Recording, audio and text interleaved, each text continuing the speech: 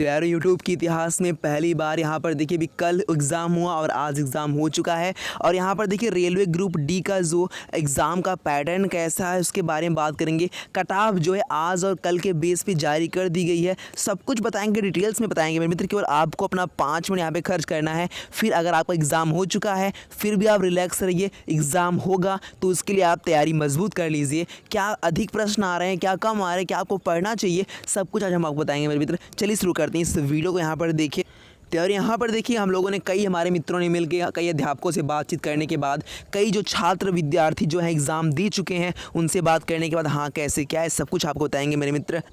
ठीक है, अब यहाँ पर देखिए सभी को पता है कि 1 लाख प्लस वैकेंसीज है, नॉर्मल सी बात है मेरे मित्र। ठीक है, अब और मित्र आप सभी को ये पता होगा, आपने क्लास में खुद देखा होगा कि अटेंडेंस इस बार केवल 40 से 50% ही है। कल तो 40% लगभग अटेंडेंस था। ठीक है, आप समझ लीजिए मेरे मित्र कई छात्र ऐसे हैं जो कोई जॉब पा चुके हैं, बट कई ऐसे भी छात्र हैं जो भी जॉब नहीं पाए हैं। बट याद रखिए 40 से 50% भले से आ रहे हैं, बट ये मत समझिए कि इससे आपका कट ऑफ कम हो जाएगा। यहाँ पर देखिए अब जो है पेपर जो है आपका 2018 से थोड़ा सा कठिन आ रहा है मेरे मित्र, तो आप उसके कट ऑफ में मत जाइए। इस बार थोड़ा सा कट ऑफ जो है ज़्यादा हो जा सकता है, क्योंकि देखिए पेपर आपका दिक्कत आ रहा है कुछ लेवल। ठीक है, अब बात करें यहाँ पर देखिए जो अटेंडेंस आपका कम है पहले से आपको पता है।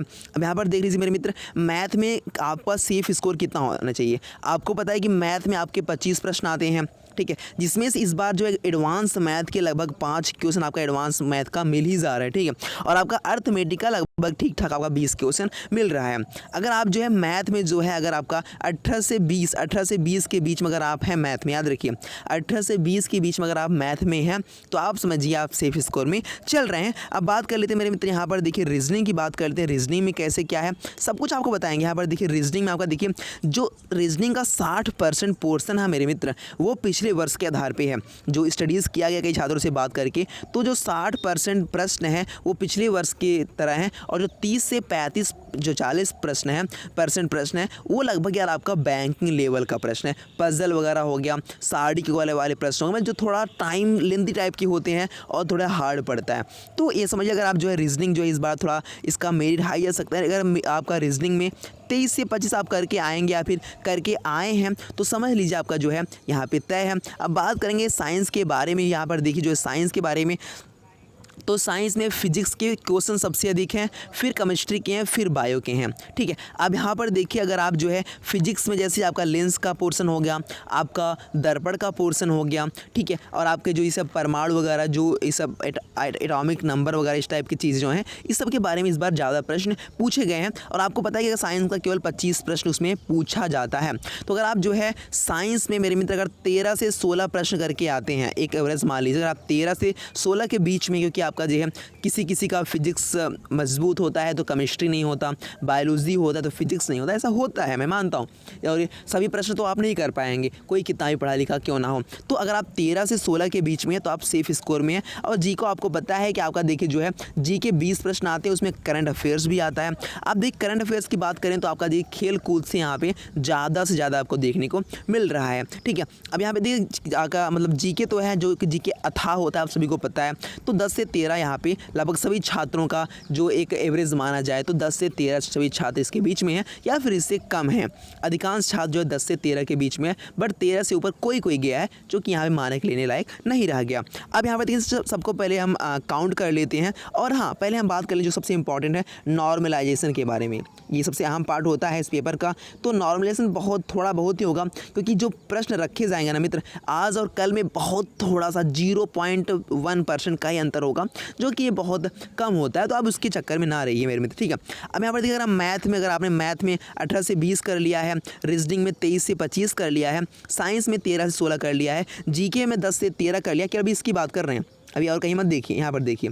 ठीक है, तो आपका जो है लगभग यहाँ पे 64 से 74 के बीच में अगर आप हैं, 74 तो बहुत बड़ा हो जाता है। अगर आप 64 से 74 के बीच मेरे मित्र हैं और सब कुछ नेगेटिव मार्किंग का जोड़ घटाव करके सभी जितने भी छात्र थे उनसे बात करके और जो आपका हमारे कई मित्र ऐसे हैं जो इसके बारे में ज़्यादा जानकारी रखते हैं, कई अध्यापकों जो हमारे गुरुजन उनसे ही बात करके, जो हालांकि इसके बारे में बहुत उनके पास एक्सपीरियंस है।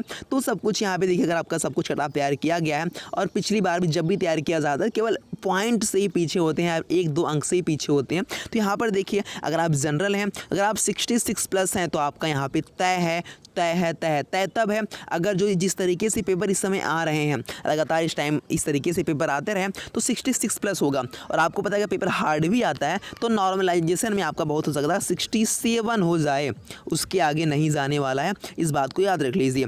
और 66 प्लस EWS का और OBC का लगभग बराबर होता है, तो 63 प्लस इन्हें मान के चलना चाहिए। SC हैं तो 58 प्लस, अगर ST हैं तो 50 प्लस, अगर महिला वर्ग से हैं, किसी भी वर्ग से हैं तो अगर 60 प्लस है मेरे मित्र, SC ST की बात नहीं कर रहे हैं, तो उनका जो है आराम से यहाँ पे होने का यहाँ पे पूरा का पूरा चांस है। तो बिल्कुल मेरे मित्र जल्दी यहाँ पे सब कुछ आपको अपडेट दिया जा रहेगा।